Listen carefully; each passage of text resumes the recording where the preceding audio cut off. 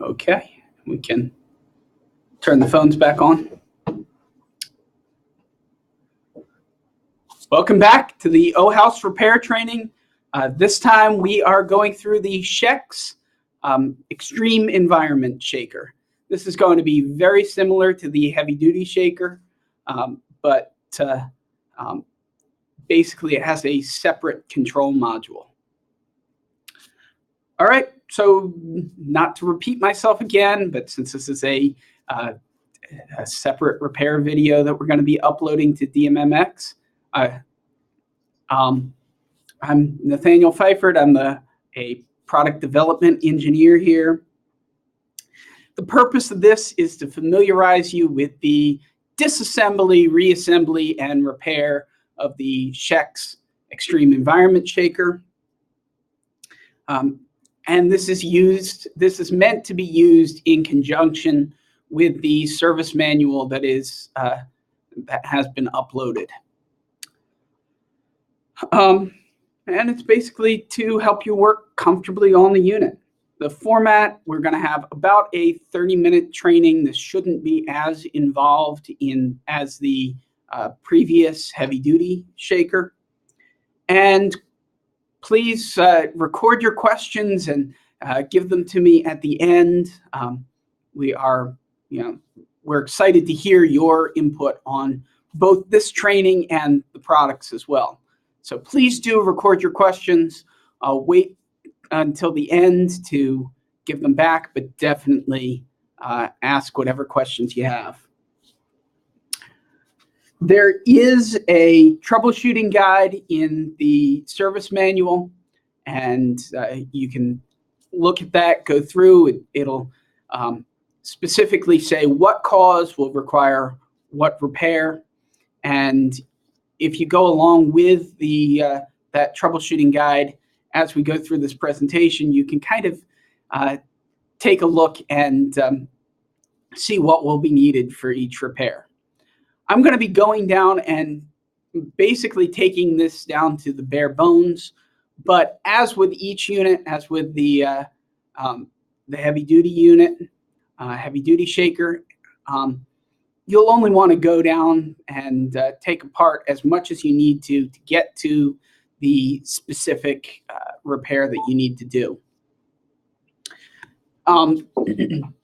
For full safety guidelines, safety precautions, look at your service manual. But basically, as with all of them, we want to connect it to the proper power supply. When we connect these units, we have a California generator generating a specific power and a specific frequency. You only want to repair these in a laboratory environment, so that means climate controlled, a sturdy counter, and indoor conditions, basically. You want it to be repaired in clean conditions with enough protection so that you're not scratching or damaging the unit at all. It's always good practice to check the unit over for defects before starting your repair, and pictures are always good practice before, as you get the unit in and before you start your repair. On this one, it's not quite as big a deal to use ESD protection. The rest of the units, it is, particularly with the heavy-duty shaker that we just talked about. I will be using an ESD protective wrist strap, but the electronics in this are stored in a control module that is going to be replaced separate, and this is one unit that's replaced as a whole. It's not going to be, we're not going to be replacing specifically the circuit board or the front panel or any electronics that are inside of this. So a little less important with this unit to use ESD protection, but it's always good practice anytime you're working around any electronics to use ESD protection, so we're going to go ahead and use that today.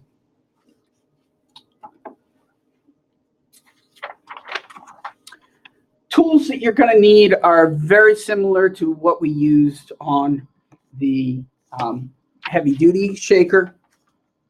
We're always going to wear safety glasses when we're working on the unit. This one, it's real nice to have a electric screwdriver with a force gauge. Again, as I said in the last presentation, for testing, which we're not going to be doing today, it's good to, you need the phototachometer. You'll also need a testing sound box, but we're not showing that today for space limitations on the counter. All right, so moving right into it. Unit familiarization. The controls are exactly the same as you had on the heavy-duty shaker. The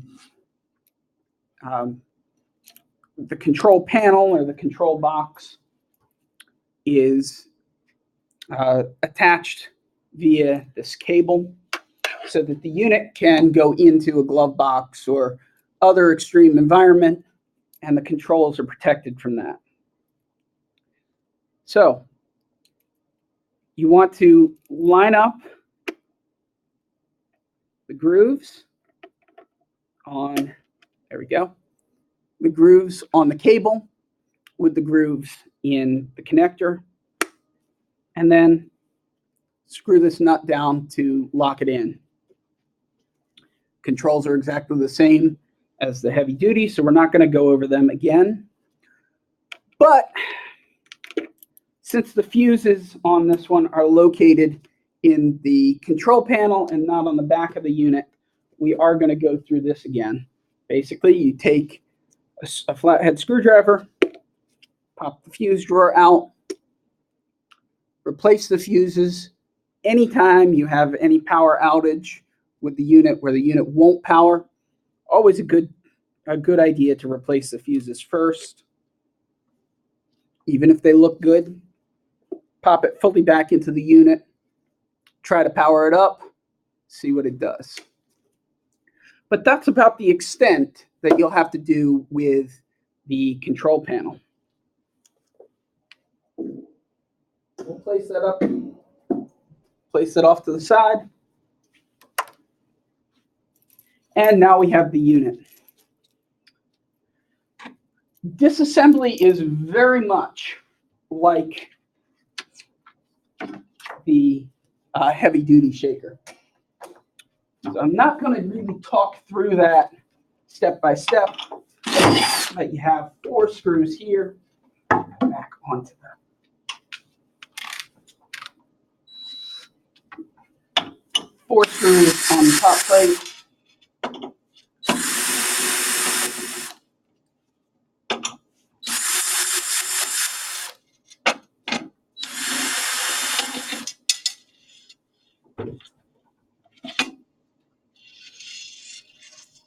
Come off, go to the side.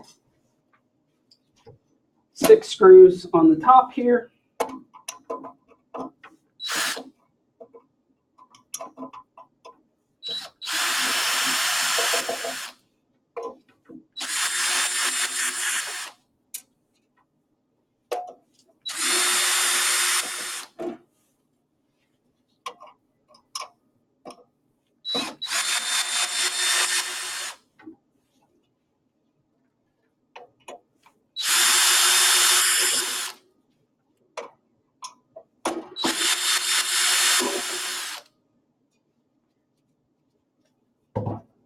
Top can go off. Again, notice the caution symbol is going towards the back left. That can go off to the side. Again, as I said with the other units, keep the screws. You'll need them for reassembly.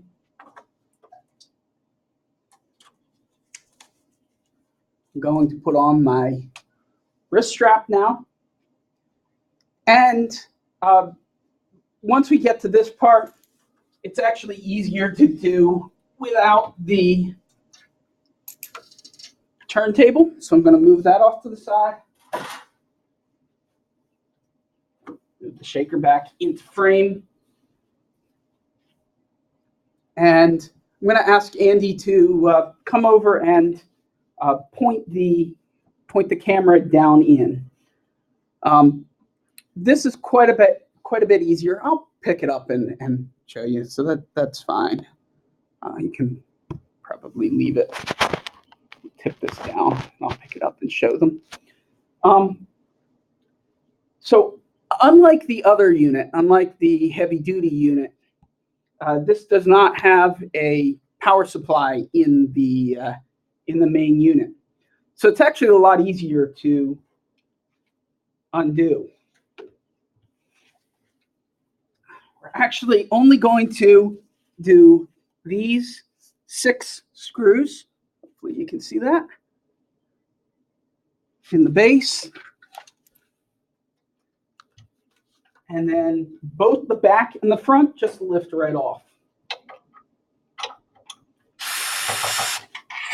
As with the heavy duty, the flathead screws go towards the front of the unit. So when you're putting it back together, reassembling it, it's really easy to know where each of them goes.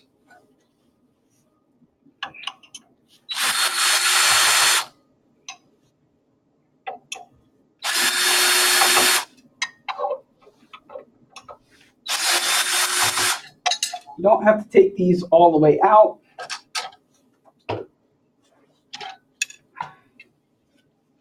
These screws in back have both the screw and a star washer on them, so they'll stay together. We can put them back into the holes they came out of to keep them separate.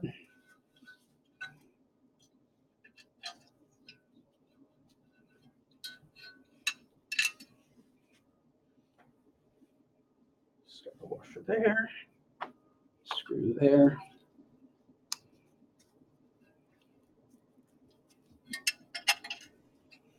And that whole assembly can go off to the side.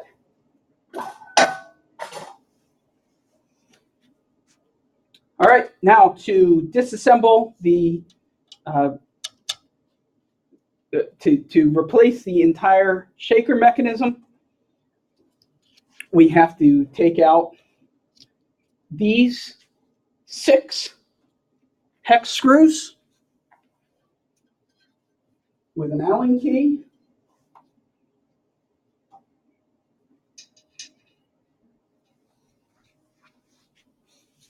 That's the Allen key. And this is a 3/16 Allen key. Evan, can you hand me another glove? This one ripped on me. Thank you.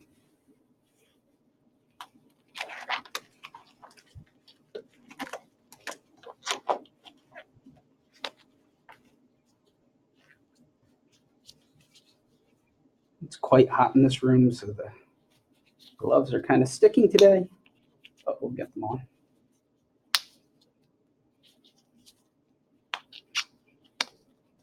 Okay. So here, here, here, here, here, and here. I'm not going to take them off. It's pretty self-explanatory. After you get those 6 off, you flip it over, and you take the same 6 off that you did for the heavy-duty shaker. Okay. Next, just like the heavy-duty shaker, we're going to remove these 9 screws.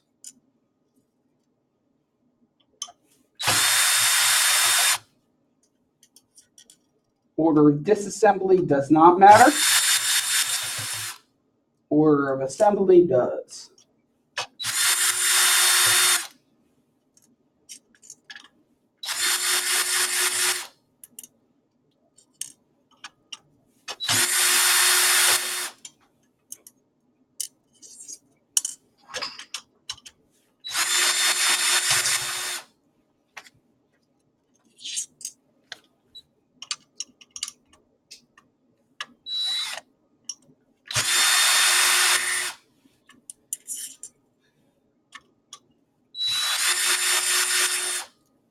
So just like the heavy-duty shaker, you wouldn't need to do this if you're replacing the whole base. This is if you're going to replace the motor or replace the belt. This would come off. Make sure all the screws and star washers stay with it.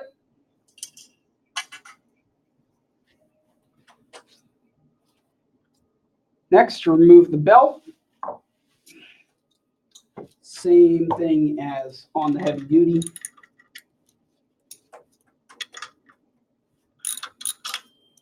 Loosen these. You don't need to take them all the way off. Just needs to be loosened. That gets pushed forward and the belt comes off.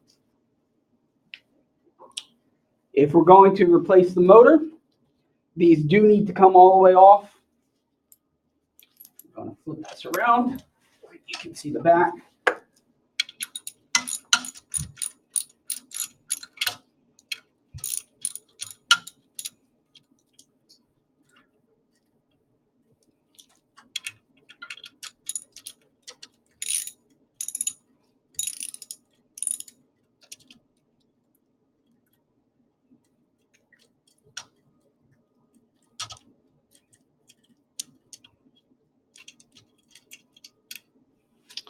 Both these come all the way out.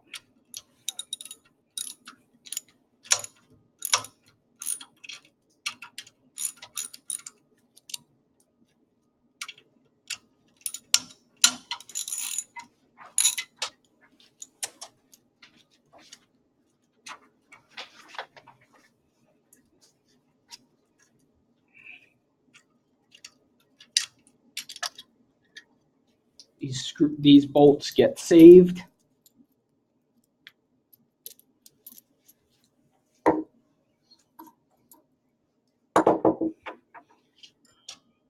motor can come off. These get saved.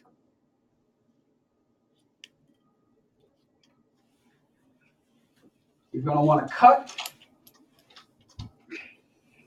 Oh, you're going to want to remove, sorry.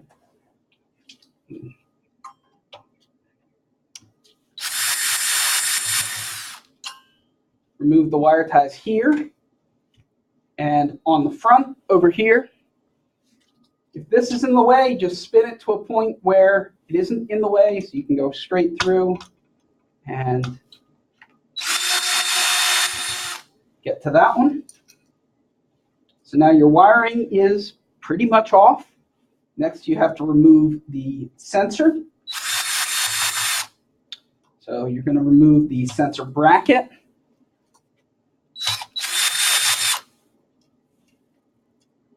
Two screws here. I'll show you that. Two screws right here that you remove. But we're going to save the sensor bracket. The sensor bracket does not come with the motor. So to do that, you have two more screws that you have to remove here, sorry, here, and here, and they have nuts on the back. So you're going to hold the nut. You might be able to do it with your fingers. You might need a tool to do it. Hold the nut, remove those two screws. I'm not going to do that here.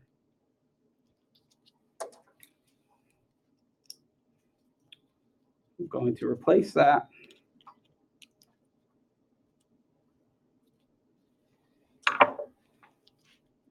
and then as you're replacing the motor, the new sensor would go back onto this bracket, and that would go back in.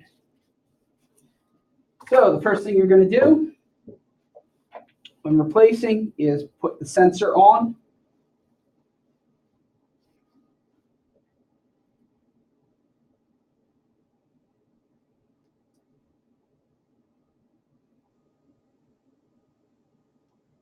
And these gloves are giving me a little bit of trouble, but no big deal.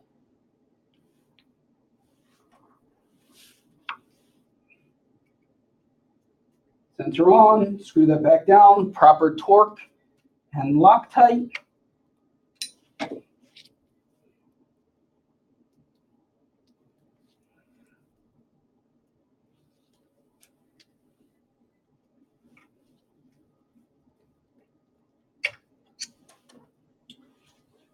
Next, you're going to put the wire ties in place. Screw that back down. 2 places. Again, proper torque and Loctite.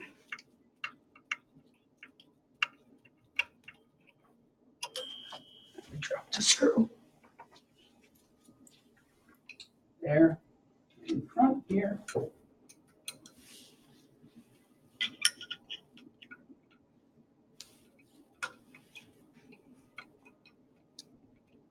I will move this and show you exactly where this screw is once I get the motor back in. Tighten that down.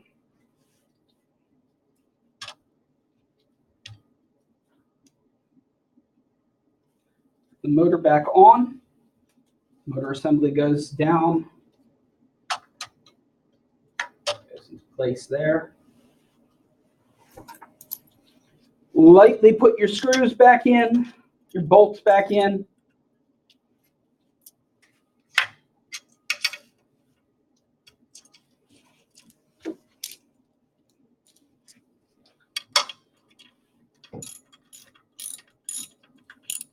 Snug them up, but just like on the heavy duty, you're not really tightening them. You're just putting them so that they are lightly up against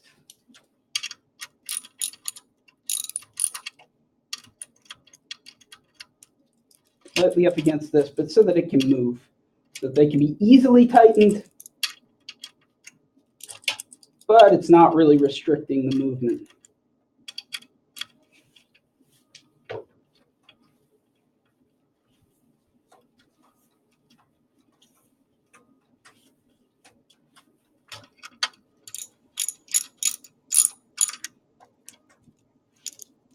A little bit far. There we go. Next, you're going to put the V-belt back on. Popping the V into the groove, starting it there, rolling it around. Next, we're going to tighten it or tension the V-belt.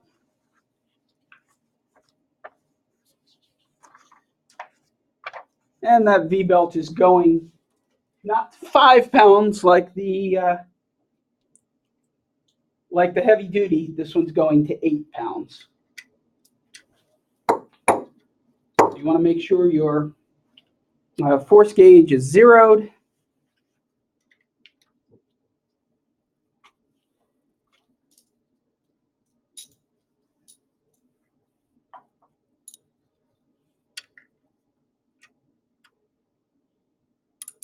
Pull it to 8.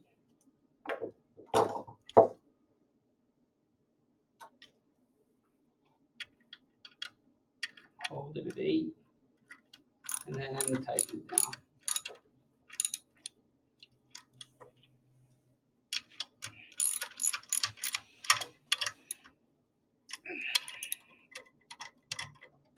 Again, these are real important to have proper torque and Loctite settings on. Make sure that that moves freely. plate back on top. And just like the heavy duty, we're going to set these up so that they're in a very specific position, pushed all the way to the front, and so that the screw hole is at the top on all of them. And that'll position it right so that you don't get any binding. Each of these screws goes on lightly. Remember the Loctite specified in the manual. I'm saying that these, I'm talking about Loctite for each of these specifically. I'm saying reference the manual so that I don't have to remember each specific torque and Loctite on all the units. There are some screws that I might have said, see your manual for torque and Loctite, that perhaps don't get Loctite, but reference your manual for the specifics on those.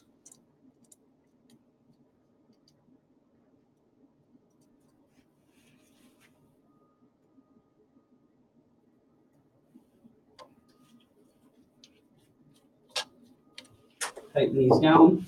I'm going to just quickly, lightly put each of these in place.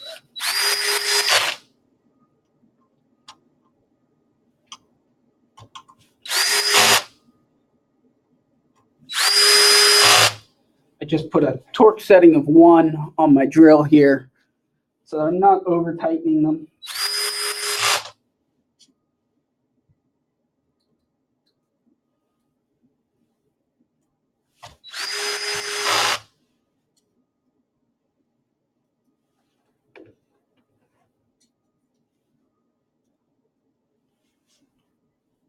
A couple screws rolled off.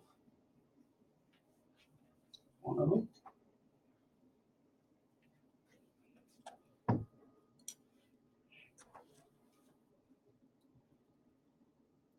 Should have one more screw and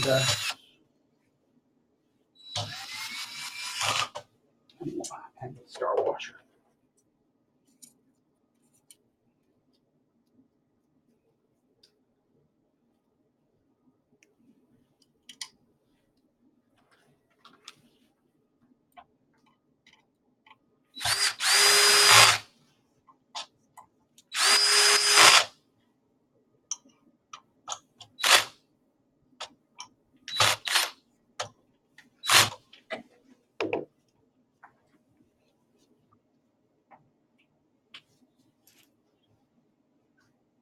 Yeah. Sorry about that.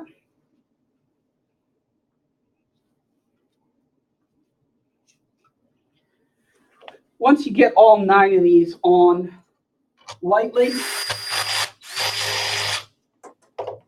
then you can go back with your proper torque and torque them down. Now, just like with the heavy duty, we're doing them in a very specific order. 1, 2,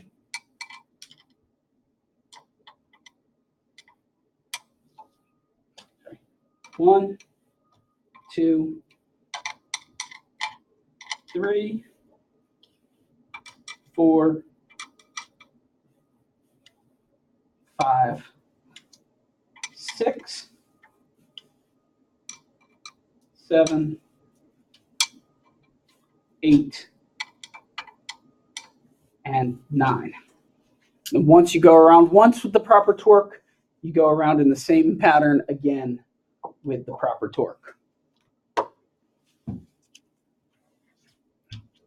Okay, once it's on, you want to move this and make sure that it moves correctly. If you've gotten the bearings in the wrong position, it's possible that this can bind. So you want to make sure at this point that it rolls smoothly. Okay, next we're putting the whole side, back, front panel, back on.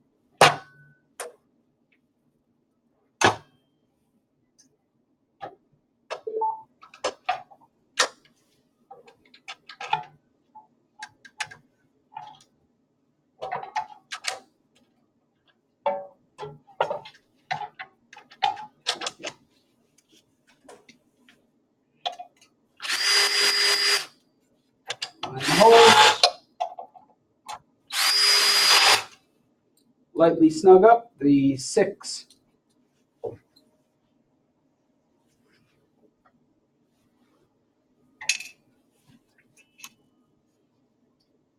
screws that you took out.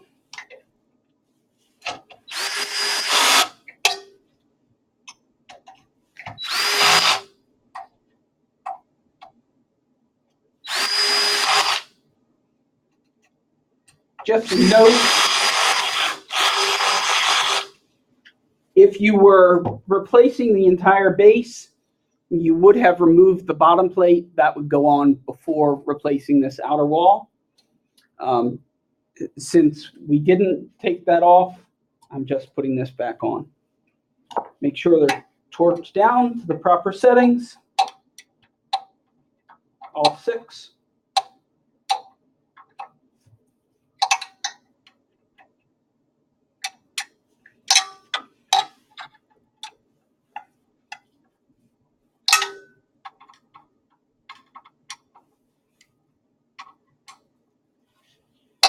Do make sure there are the proper star washers under each of those. Make sure nothing gets lost in the unit. Very important. Then the top plate goes back on.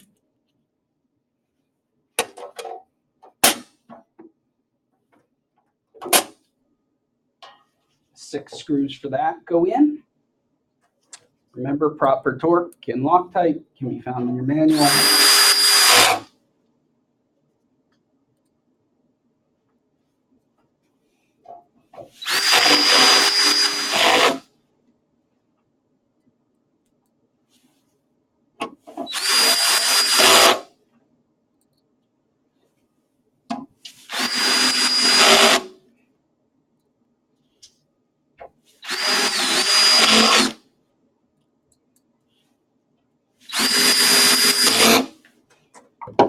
Go back with your torque driver. Do them in diagonally. 1, 2, 3, 4, 5, 6. Go back, do them again in the same order. And you can put on your top tray.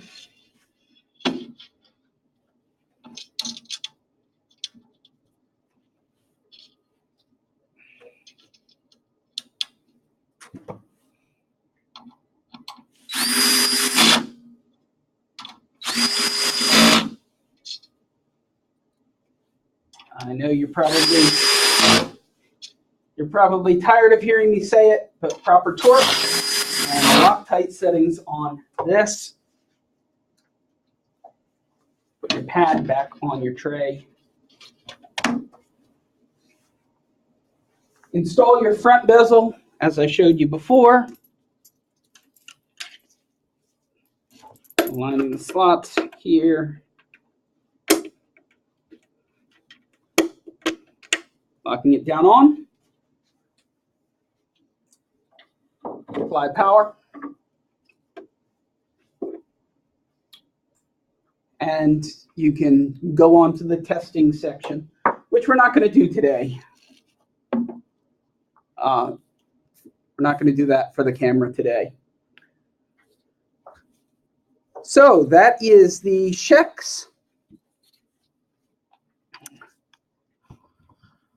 That's the SHEX Extreme Environment Shaker. Thank you for joining us today for all 4 of these presentations, or whichever ones you were able to attend. Again, if you have any questions at all, you can in the future you can go to our customer service department, and they'll put you in touch with someone very knowledgeable about the specific product that you're asking about. Are there any questions from this presentation?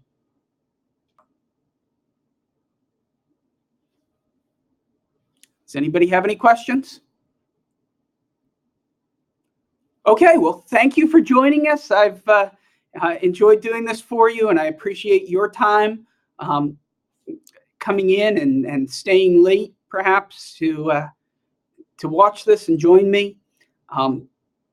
Again, feel free to contact us if you have any questions at all. Thanks. Bye.